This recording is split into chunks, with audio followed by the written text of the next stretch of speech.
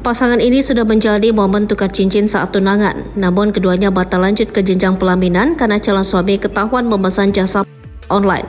Cerita batal menikah ini pun menjadi viral di TikTok berawal dari unggahan akun Indiliswandira.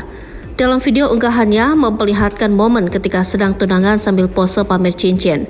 Namun akun TikTok Indiliswandira memutuskan untuk membatalkan pernikahan karena calon suaminya memesan online. Dan lebih membuatnya sedih, pria tersebut lebih memilih selingkuhannya.